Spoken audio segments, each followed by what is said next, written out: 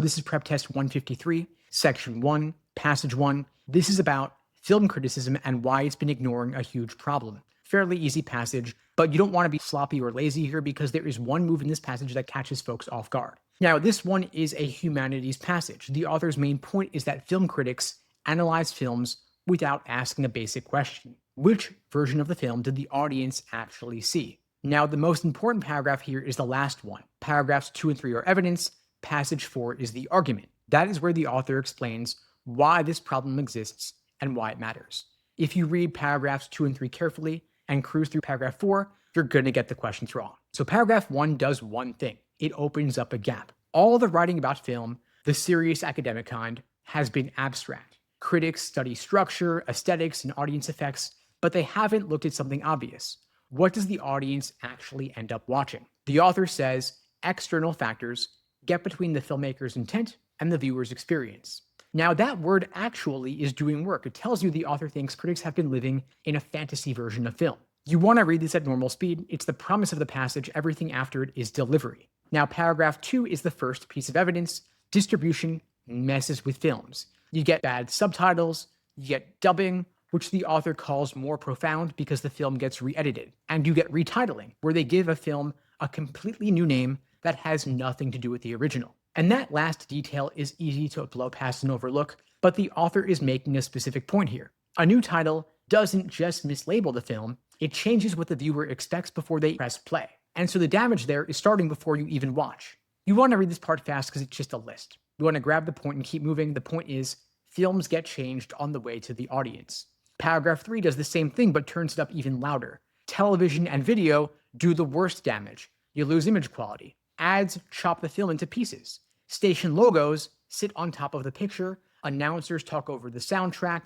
And the sneaky one is networks speed up the projection to fit more commercials in. And the author says that is almost imperceptible. Think about what that means.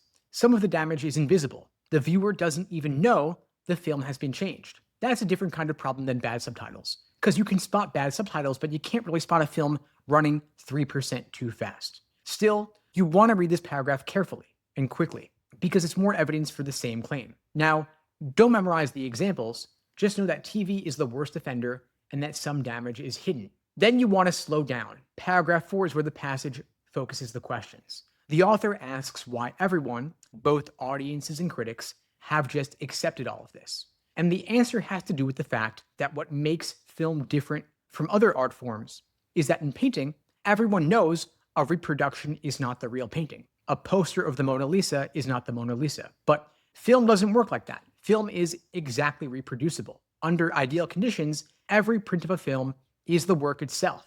Not a copy, but the actual work. And that distinction is the main idea of the entire passage, because if every copy should be the real thing, people assume every copy is the real thing. And that assumption lets the damage go unnoticed. Then the author gives you two consequences. First, critics who review altered versions are being unfair to filmmakers because they're judging a version the filmmaker never made.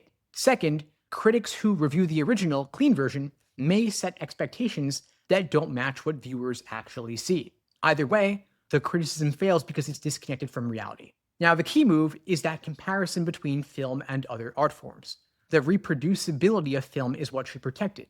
Every copy should be identical, but it's also what hides the problem because people stop checking. The author's stance here is that film criticism has a blind spot and it comes from a wrong assumption about what audiences are watching. The main trap is treating this as a passage about technology. It's not about how TV ruins movies, it's about why critics don't notice or don't care. So if you read this as a passage saying technology is bad, you're going to choose wrong answers on main point and attitude questions. Because the right answers are about criticism, not about broadcast equipment. Before you hit the questions, you want to check yourself on these three things. First, why does the author bring up painting and other art forms? What point does that comparison set up? Second, what are the two specific consequences the author names at the end? And third, why does the author think film's nature as a reproducible medium actually makes the problem worse, not better?